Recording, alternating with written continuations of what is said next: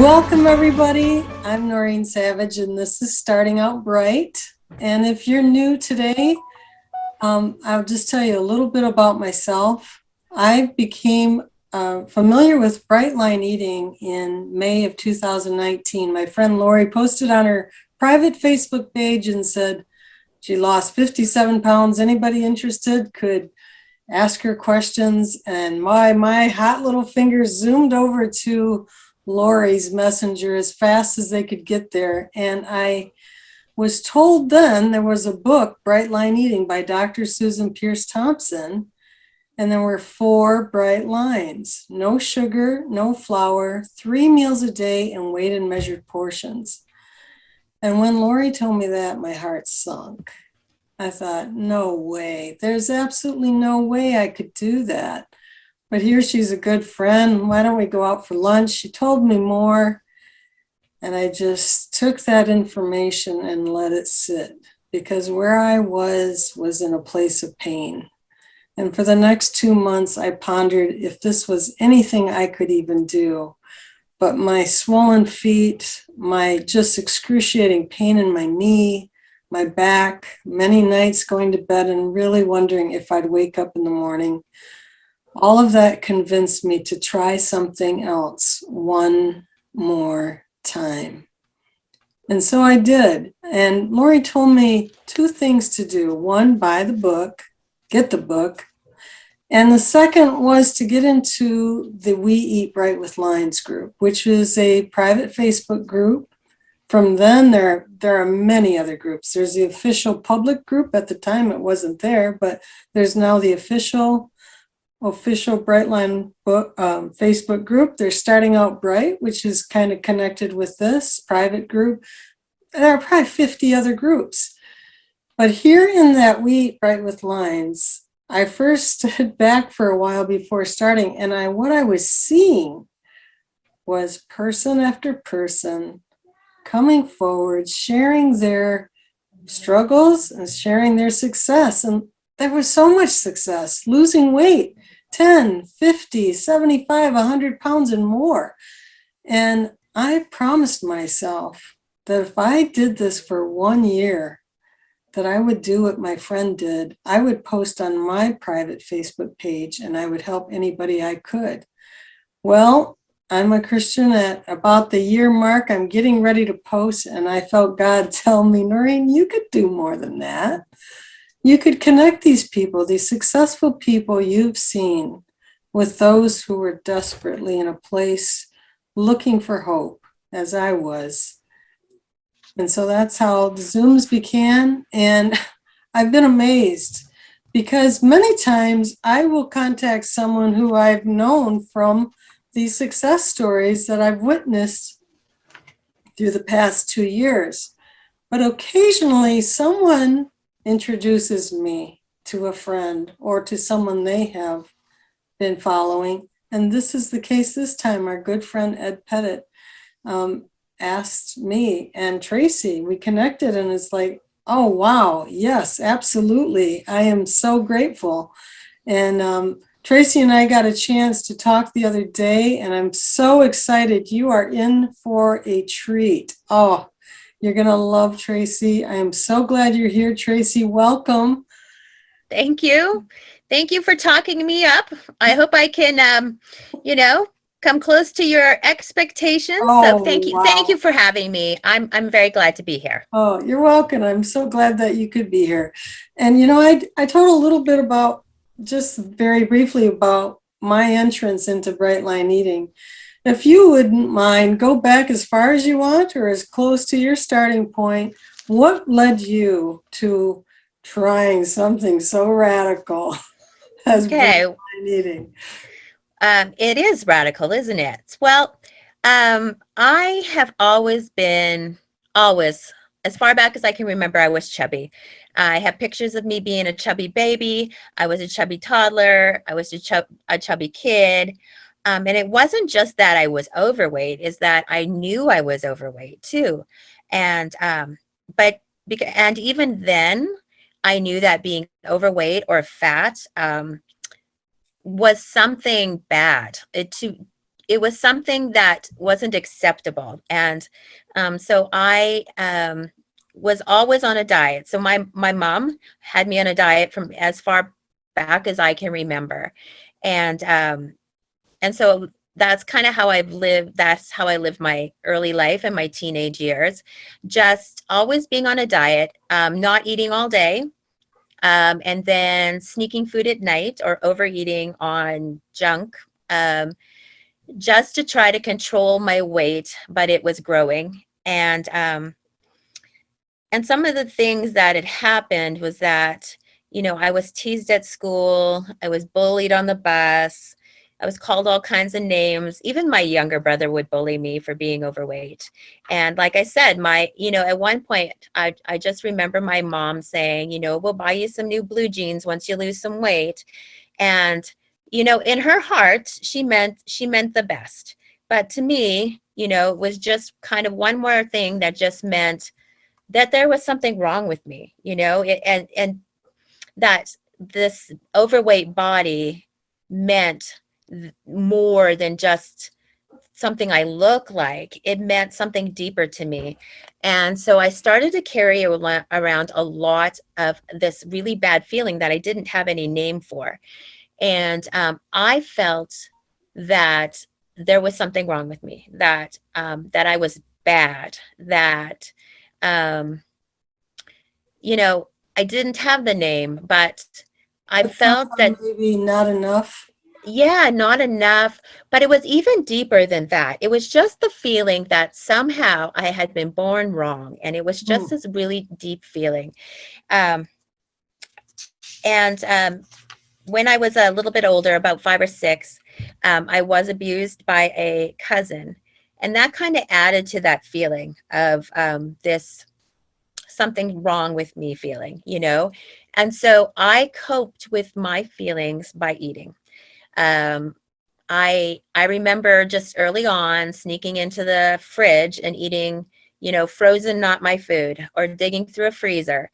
And it was just my way of calming that anxiety, those bad feelings. I didn't have, back in the 70s, the 80s, I'm 51, we didn't have therapy. We didn't have things like that, or we didn't. So there wasn't anybody to help me figure out what I felt, what I was thinking, any of those things. My family had some dysfunction in it.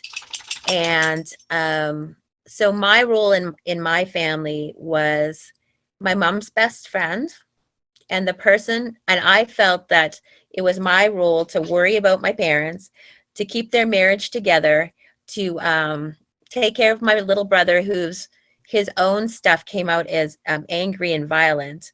And so I just grew up being very codependent and very feeling the world on my shoulders. And that's how I've always been, is just carrying the world on my shoulders. And so then I also learned early on that what I look like was very valuable. So I learned that, by having the opposite thing of rejection, but also seeing images on TV and reading them in magazines, and just seeing that thin people were treated differently. And in high school, I was just kind of one of the forgotten kids. I had some friends or whatever, but I always wanted to have more. I wanted to be one of those popular people. And, I could see and I could feel that if I was different, if only I was thin, I would have everything I ever wanted. Like I'd have, friends, I'd have popularity, all of those things. And so that all just, is bubbling away in my own head. And I just made some notes so that I don't get too carried away. So in my teens, like I said, I steadily gained weight, even though I was restricting a lot, not eating all day and then coming home and eating. I was exercising as much as I could, but it wasn't successful. And I had a summer job where I worked in a fast food restaurant, and that was not helpful. No. So I gained a lot of weight. So I went away to nursing school in another city, I'm Canadian, so I went to the provincial city of Regina, and so I went there, took my nursing, started my first job as a nurse, and because of that, I needed to take a have a physical. So when I went and had this physical, I was very overweight and my cholesterol was sky high, and so a dietitian was recommended. So I went to see a dietitian. So the dietitian and I decided to go back on a diet, and I'm not sure what clicked. I do know that being away from home was very, very hard. I was 19, 20, pretty clueless about life. I was from a small town. I lived in the country and now I was in a big city. I remember a coworker saying to me, "Oh, what a pretty face. It's a shame about your body." Oh, And just things like that. And something clicked. And I started losing weight very quickly. I would lose like 10 or 20 pounds a month. And as I started losing weight, people would notice, and people were very, um, they wanted to know how I was losing weight. They wanted my secret, and so I got more attention. And the more attention I got, um, the more it steamrolled. And probably after losing, 80 pounds, I knew something was not okay. I knew that I did not want to stop losing weight. And I, have always been pretty self-aware, so I knew I could give myself almost a label. But it wasn't that long afterwards there, I did start seeing therapy and the dietitian, and I was diagnosed with anorexia. And that was a struggle. It was a life and death situation almost, when I was hospitalized, voluntarily hospitalized on an eating disorder unit to help me regain weight and to refeed me. And that was kind of the whole structure of the plan, was just to sort of to refeed you as quickly as you can.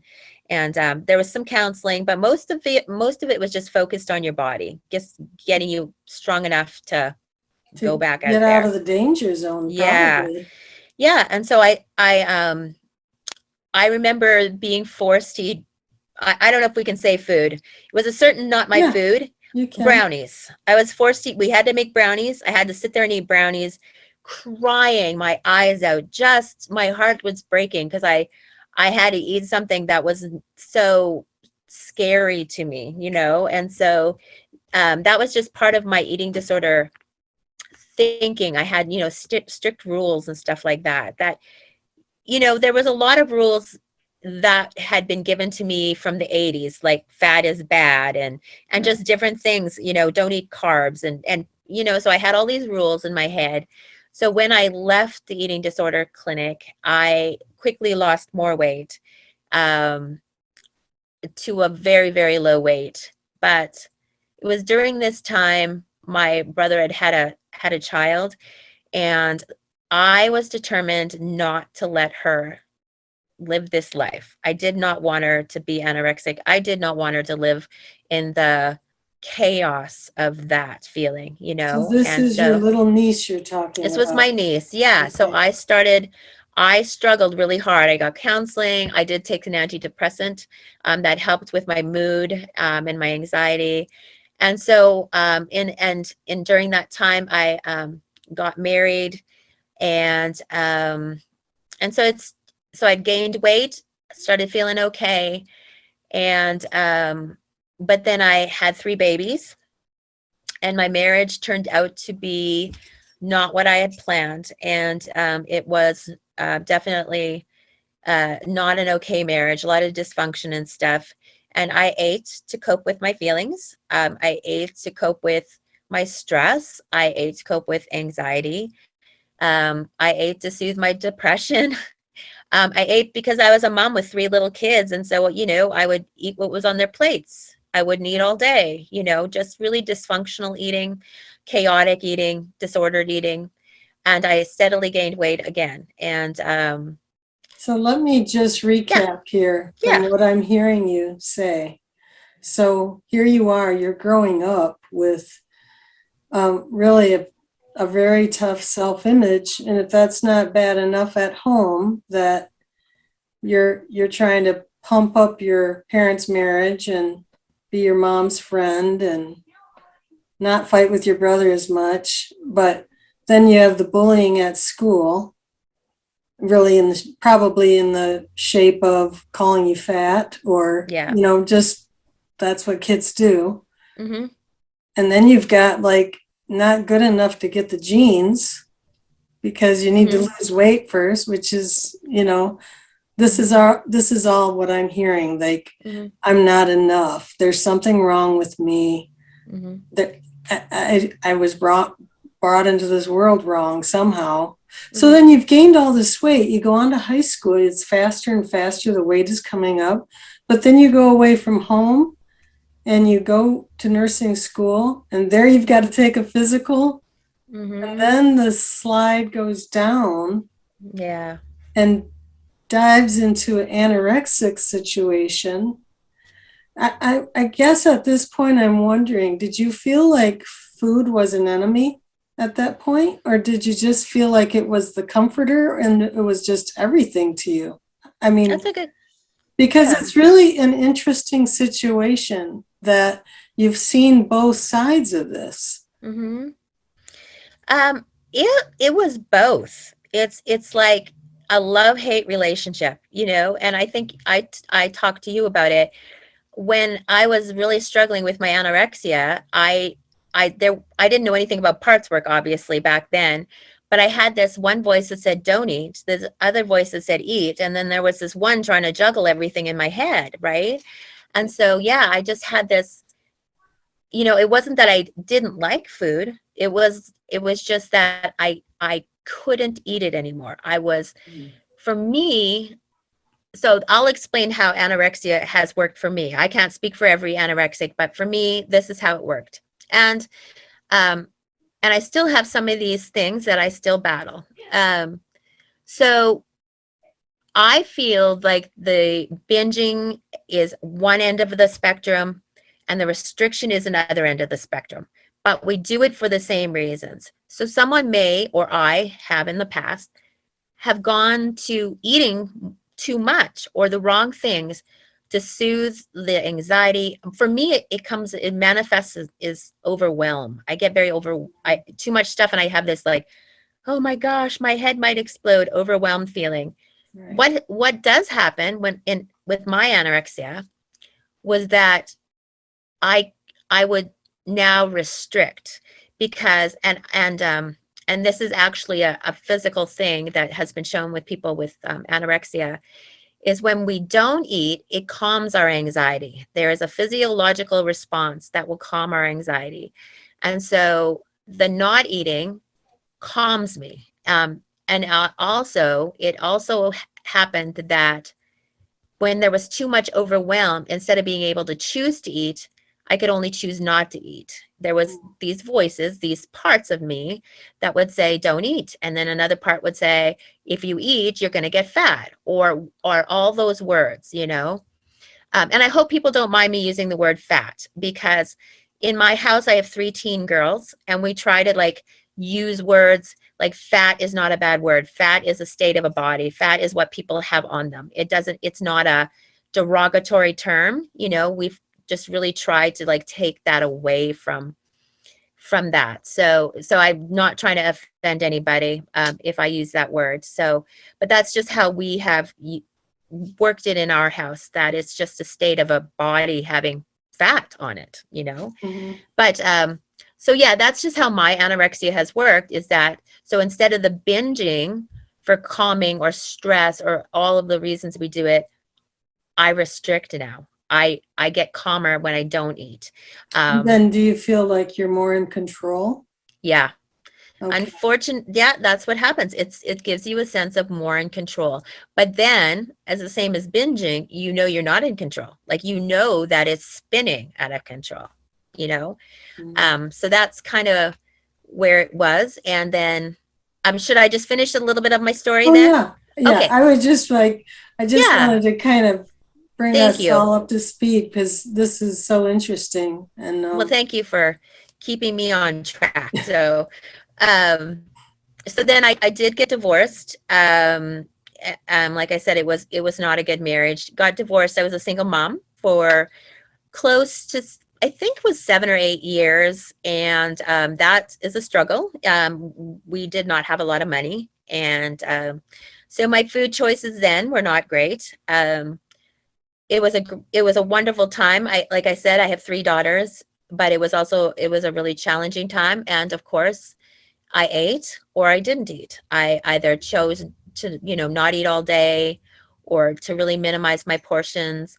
And then, of course, you get really, really hungry and then you eat, and by that time you haven't eaten all day and then you're really hungry and someone brings over a bag of something and you eat it, or you go to McDonald's or something. Right. Yeah, so that's what would happen. That's what would happen. And then, um, so about 8 years ago, like I said, I'm Canadian. I met an American through a friend, through Facebook, long story. And we got married. We moved down here and got married. And I have been here about, I think it's almost 8 years. And my husband is wonderful. He loves me just however I am. He's always just pushed me to um, be more free in who I am and not hold so much. And I'm going to use the word that I finally discovered. It was shame. I had so much shame about who I was. And one of the things just sorry, my dog is doing something crazy. I guess one of the authors that I really resonated with, her name is Brene Brown, and I don't know if anybody's heard of her, but her stuff is really about shame and wholehearted living. When I read her book and finally put a label on that feeling bad part that made me feel so much like I was born wrong or there was something so wrong with me, and put the label on shame, it was like I was like washed over with this total feeling of relief that I had a label, and there wasn't anything wrong with me. It was the labels I was given. It was the bullying. It was the abuse. It was the fact that, as a kid, I was put on a diet. All of those things layered on me to just feel this heavy burden of shame. And I was free finally of that knowing that I was okay, not perfect, not where I wanted to be, but I didn't have to carry that shame anymore. I wasn't broken. I don't subscribe to the broken thing that people say anymore, because I don't think any of us are broken. I do think that we all have stuff that's been put upon us, as kids and teens and adults. We get heaped with so many things. And part of the journey is just like having all of that stuff swept away or washed away, So, so then all the way up to now, 2019, summer of 2019, my husband and my marriage hit a rocky spot. And I finally decided that it was time for me to do something about my weight. Even though I'd been trying, I tried keto, I tried Atkins, I tried a lot of different things.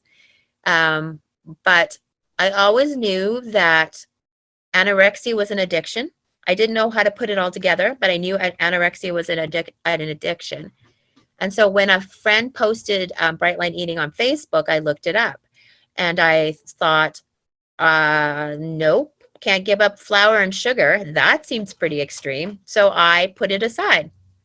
And like I said, this bump in the road happened, and I finally decided to pull the book out and read it. And when I started reading it, it really resonated, and it put all the puzzle pieces together, where I realized, oh, it is an addiction. This makes sense. This I knew it, and I could finally, start to get some ground on my thinking, on my weight, on just healing too, because I had tried healing. I'd been, to counseling and stuff, but there was this whole component of food and body image and shame that I hadn't confronted yet, Right. So November 2019, I started boot camp. And before I even finished, no, boot camp, the 14-day challenge. Before I finished that, I started boot camp because I knew it was the right place. And then I did Bright Line Mind. I've done Grit. I'm taking Freedom. I've done Reboot, Resume. I am a diehard fan of SPT because I finally felt like I found the place where I put, like I said, all the pieces together. And it addressed my disordered eating. It addressed my eating disorder. It addressed my binging and overeating. I finally had some tools that I could use to get me out of where I was. Well, one thing that we talked about too was as you, the one thing that the boot camp does and is get you, if you choose to, get into Bright Lifers. Mm-hmm. And Bright Lifers, then isn't there a what you called the fifth line? Yeah, it's called the let me just make sure I say it right. The Fifth Bright Line. It's a whole nother group for people who have eating disorders or disordered eating. It's run, the moderator is Dr. Joy, and she's a psychologist, and she is hired by Brightline Eating to work with people with eating disorders, disordered eating. And that's, anywhere from bulimia, anorexia, binge eating disorder, and everything in between. And so she answers questions, and it's a very supportive group. Everybody, I think there's like 1,000 of us, or maybe there's more. Maybe last time I looked, there was more. And how often do you meet?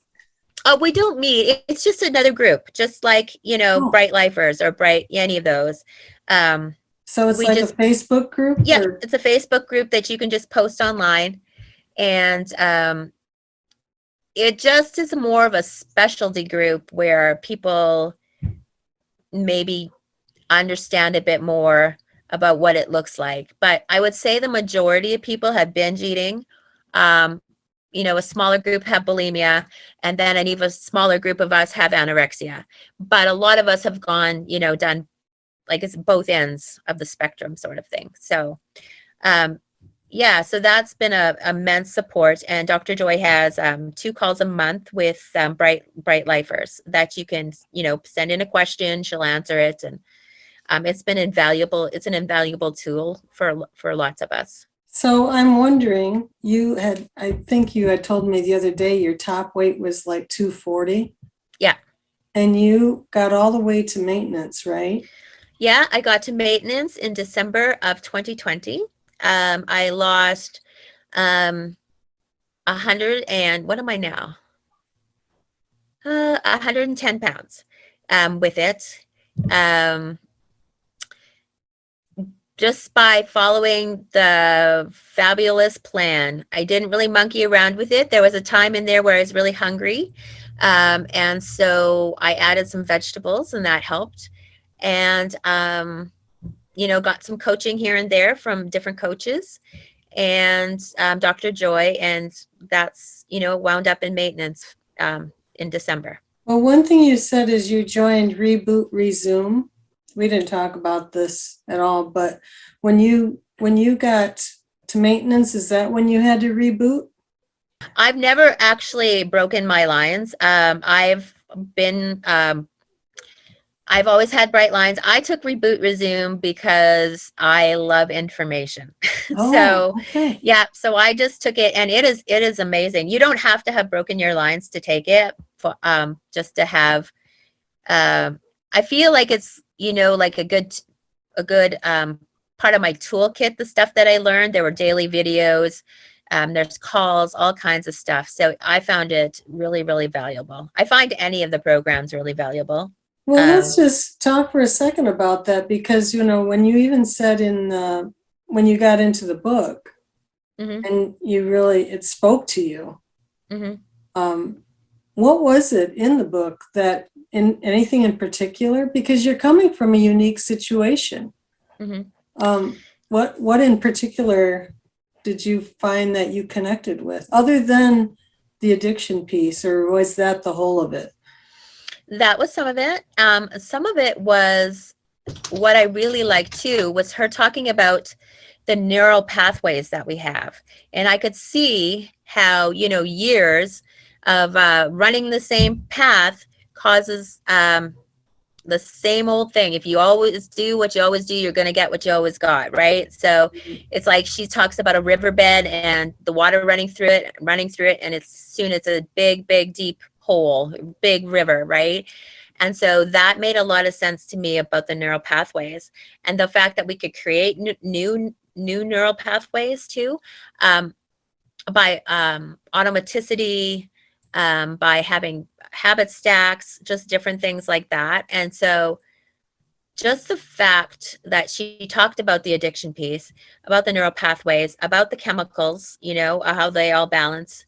And then that she didn't leave us there, that she started to give us tools, that she provided a way out of this was what drew me in too. That's the thing with bright line eating. It isn't just about your weight. Like I did come because I wanted to lose weight, but I also knew that I had a lot of weight, not just physical weight, but emotional baggage weight. And I knew that if I didn't address that weight, I wouldn't be able to ever stay at a weight where I felt comfortable in my body.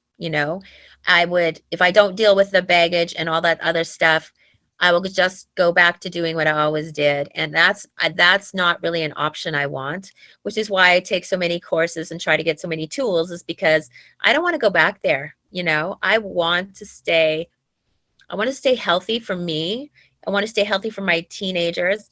I want to stay healthy for other people. I want them to know, I want people with eating disorders to know that there is a way that they can get healing, and I'm not perfect. I do have bright lines, but I struggle. Probably 2 months ago, my weight dropped for no good reason. I was in maintenance, part of the maintenance dance. My weight dropped. And it's a struggle. I have to regain some weight. I talked to Susan on an accountability call one day.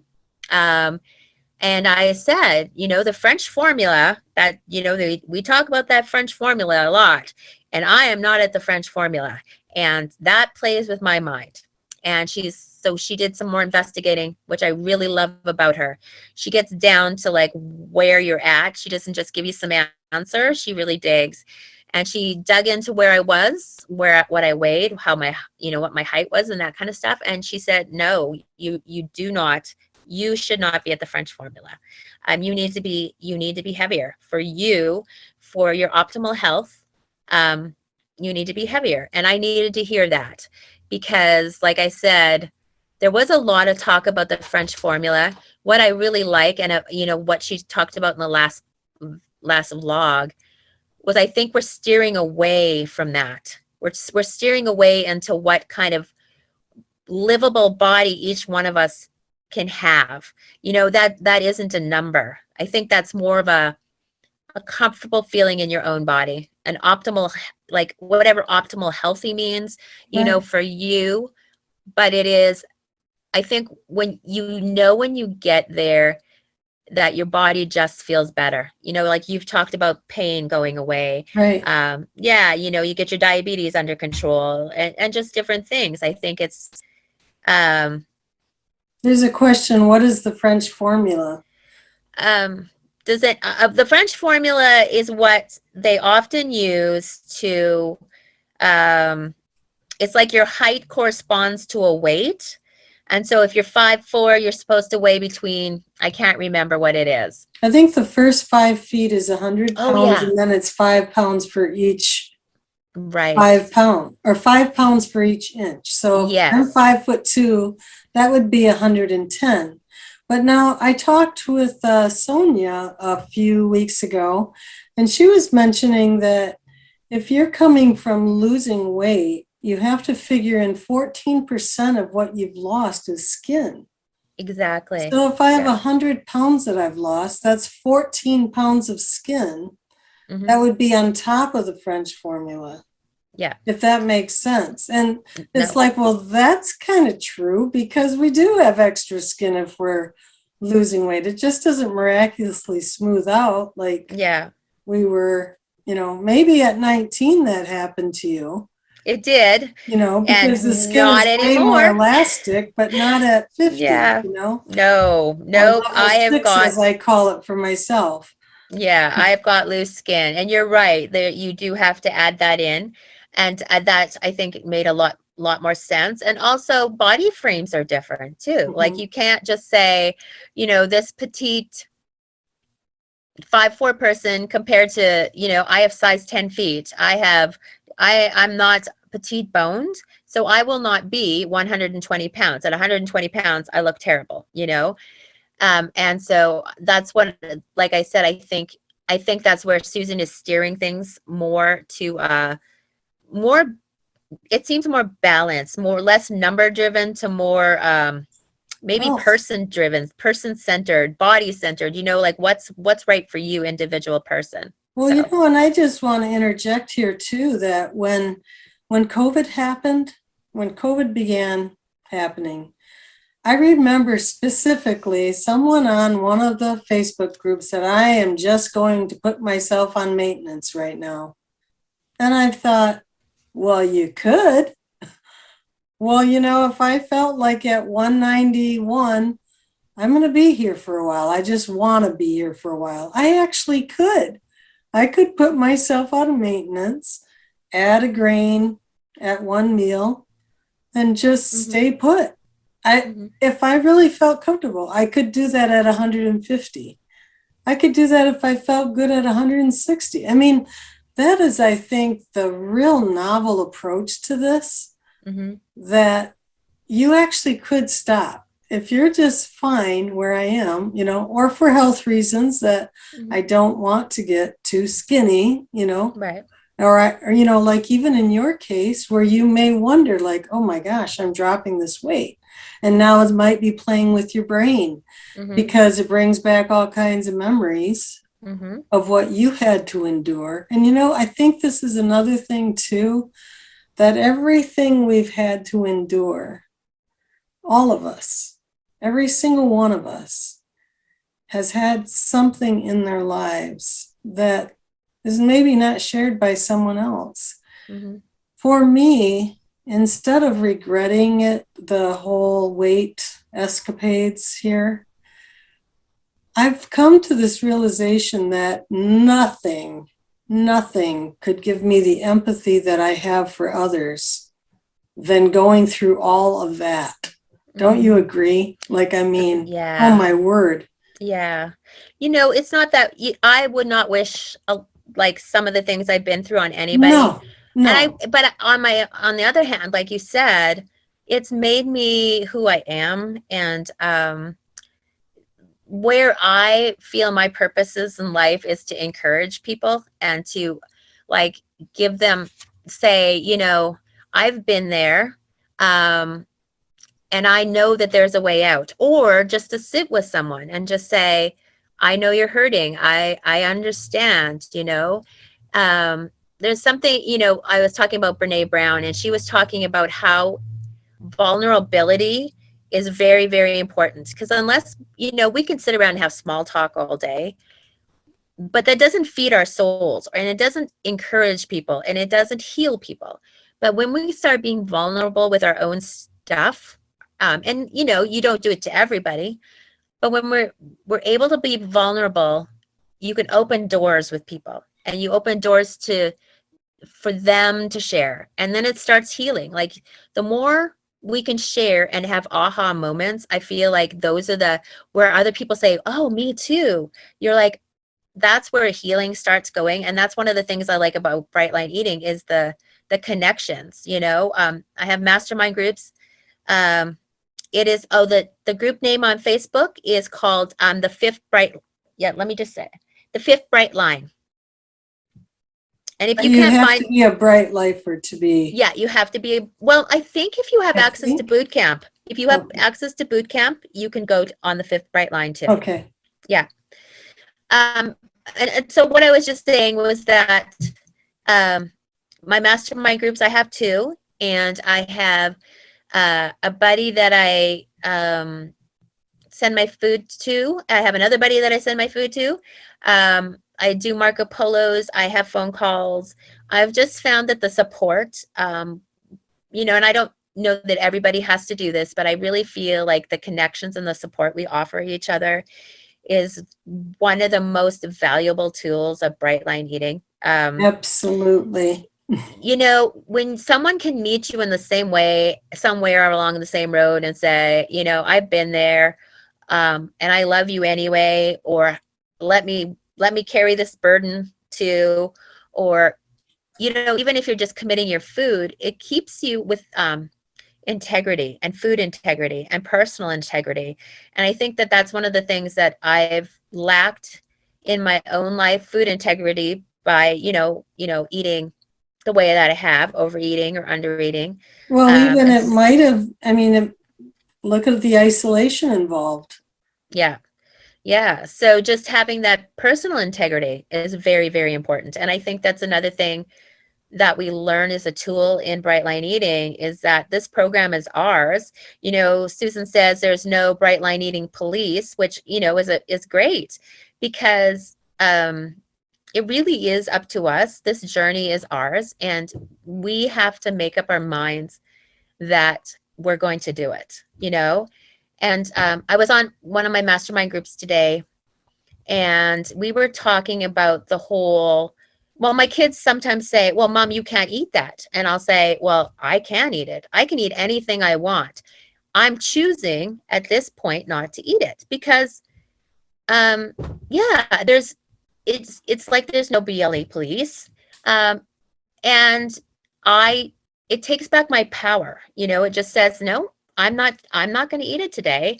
But it's like an alcoholic. They can choose to drink again, but I know it's not going to serve me. And sometimes we feel like we're in this tiny little box when we're trying to not eat flour and sugar, and we feel like things have been taken away from us. And, then, I don't ever get to eat it again. And in my head, I turned it around and just said, no, I can eat it if I want, but it doesn't serve me. It makes me crazy. It causes disordered eating. It's a very slippery slope, both directions.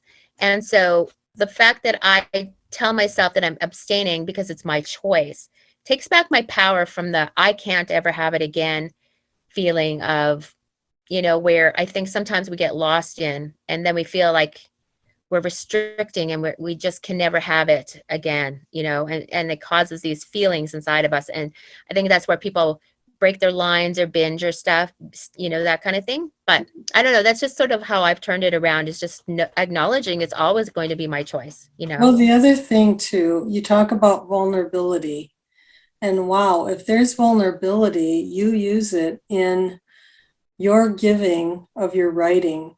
I don't know who's listening, but in the official group, I know that I've seen some of your posts that go pretty deeply, and the last one, I think you talked about the shadow body.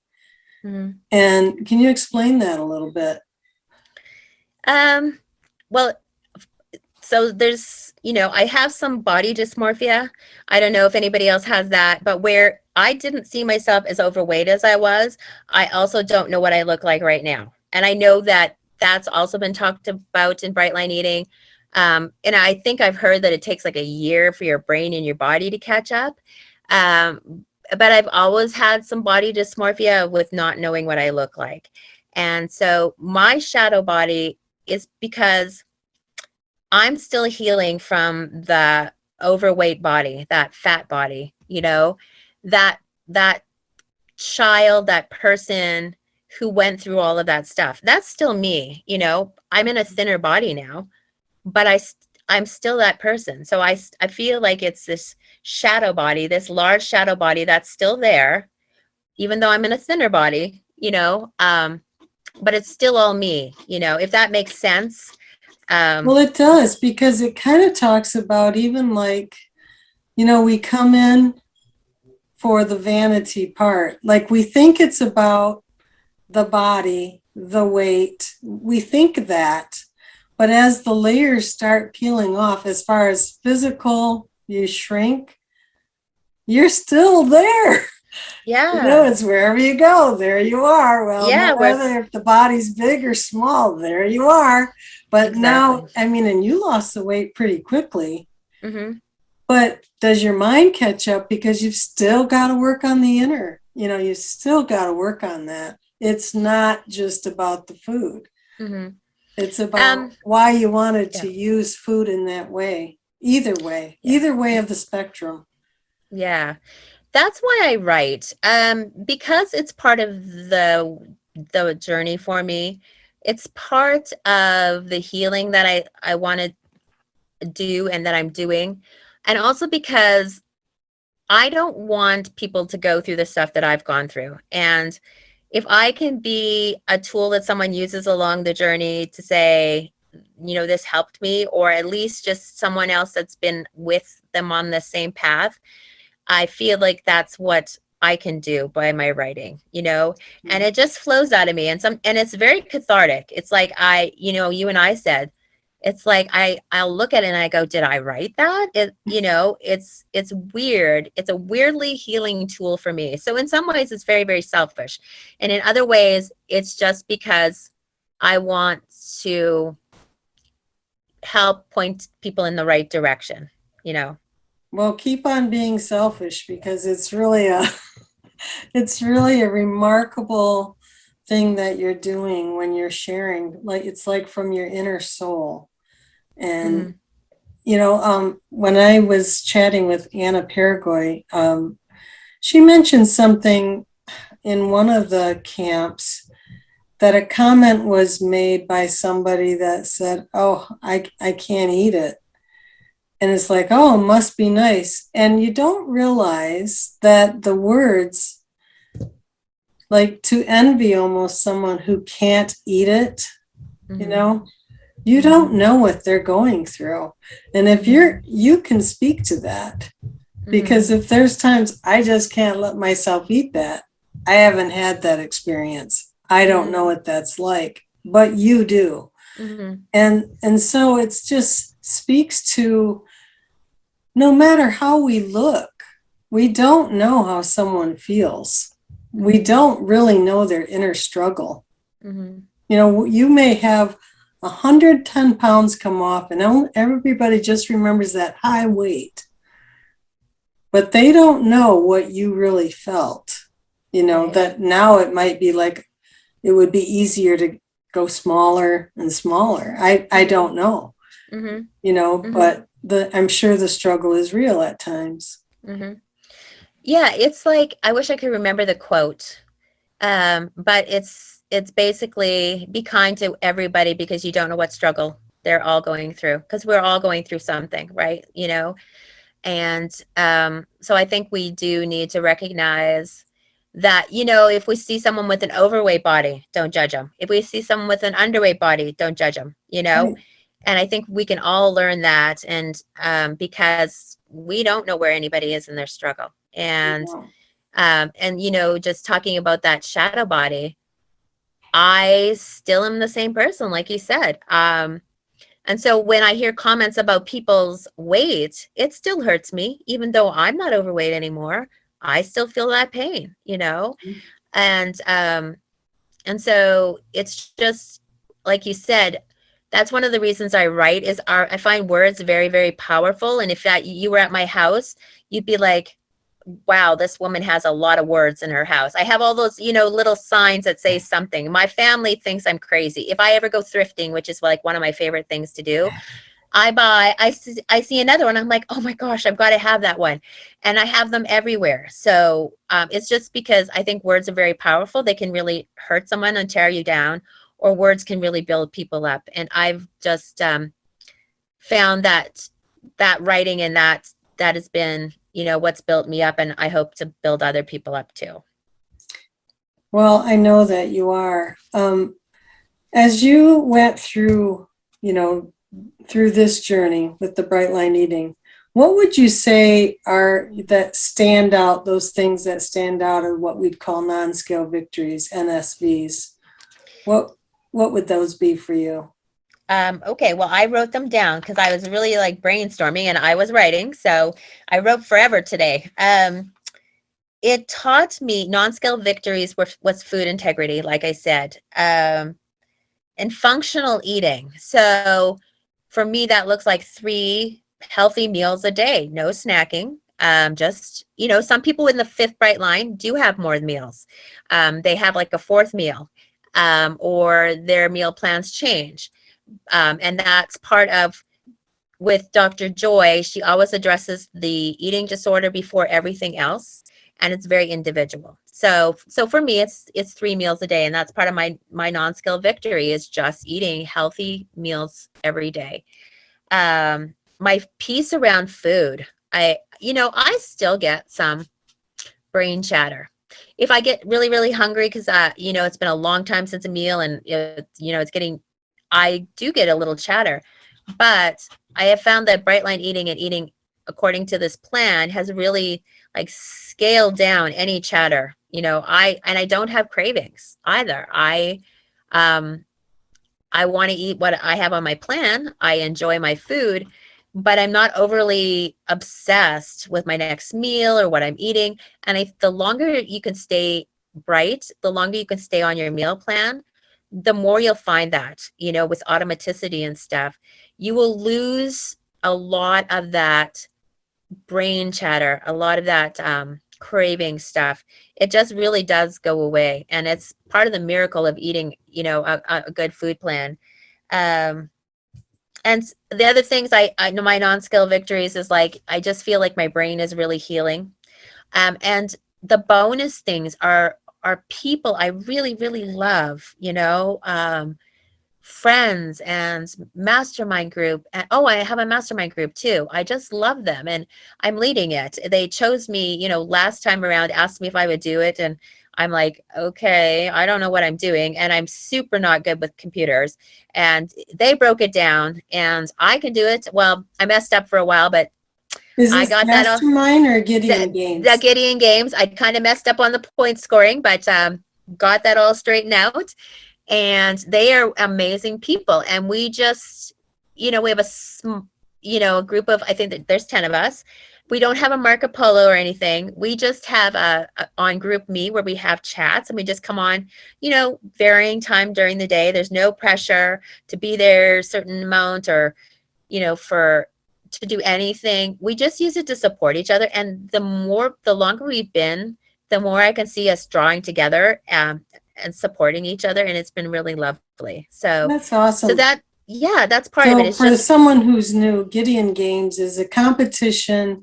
It's just to stay bright. But what you don't learn when you get into a game is these just camaraderie you'll have within your group. And you just get to know each other, which is really the byproduct. And I think that's what you really want to do to support each other. mm-hmm. I found that in the Gideon Game, unofficial Gideon Games that I was in. So those are all great.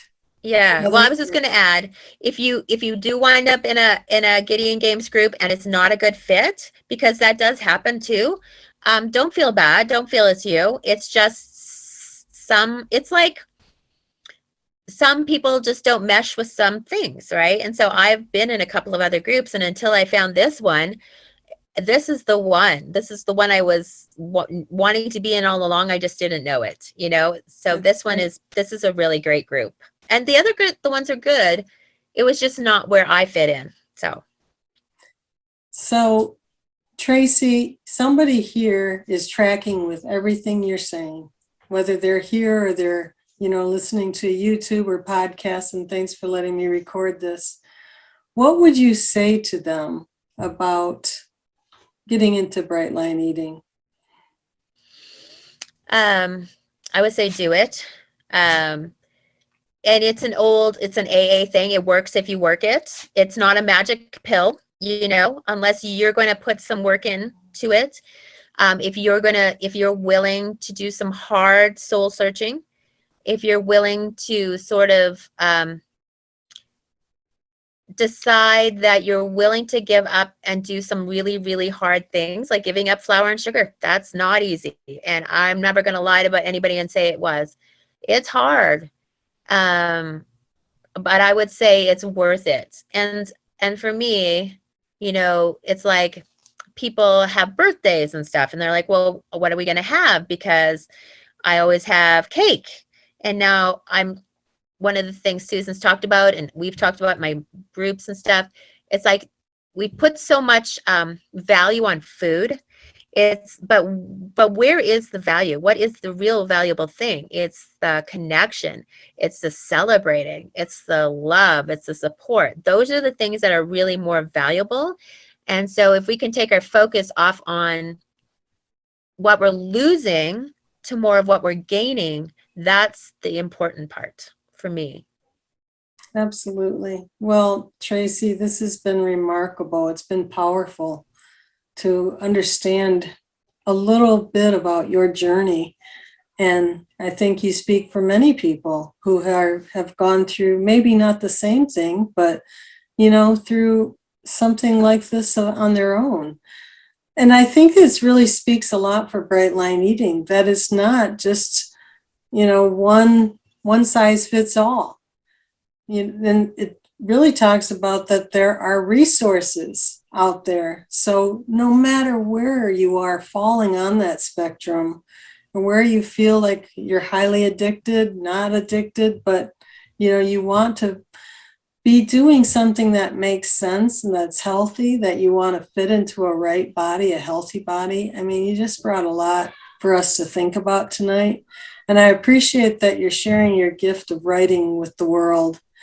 And I hear over and over how much you want to help. And I think you really are. So I just appreciate you being here. And any last words?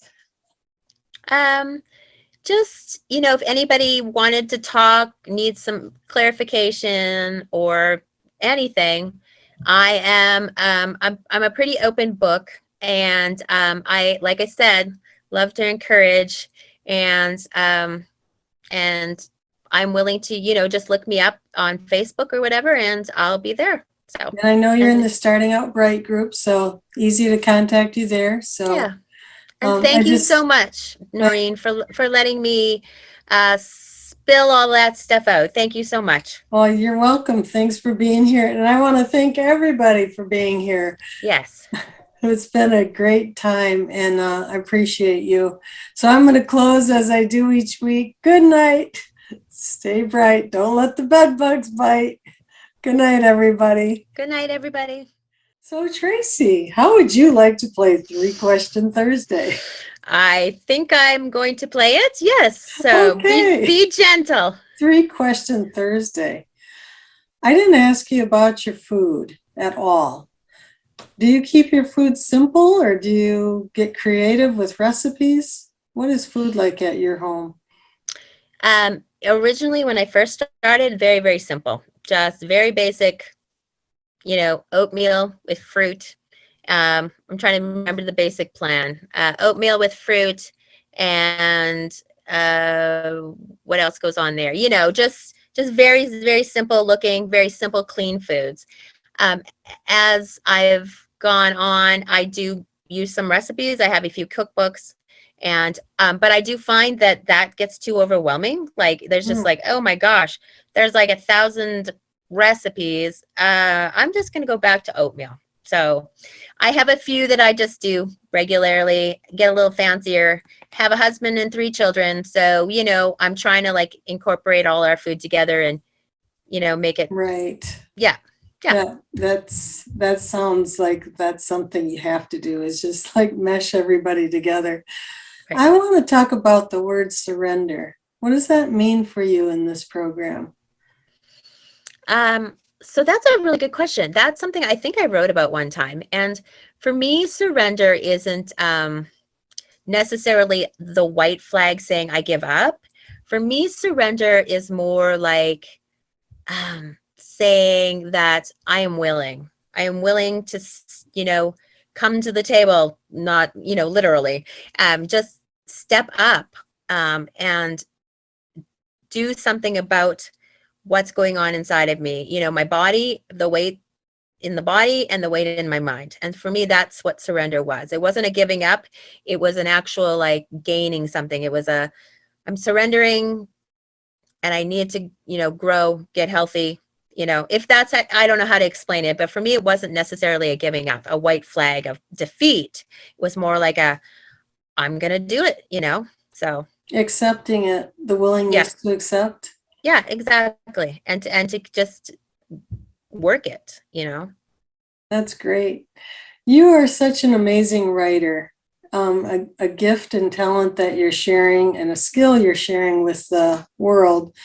What kind of writing do you do? Do you have in your habit stacks, or do you have a habit stack? What do you do that involves writing, or anything else that you do regularly? My habit stacks are always in flux because it just really depends. But right now, you know, Susan's talked about a floor and a ceiling, like your big stack of habit stacks and then your little shrinky one.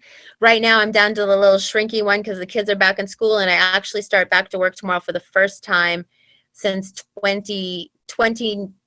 I had a back injury. We didn't talk about this, but anyway, I'm going back to work for the first time. I'm trying to figure out tonight, what is my habit stack going to look like tomorrow? And the things that I need to do is I do, it's called Lexio 365. It's an app on my phone.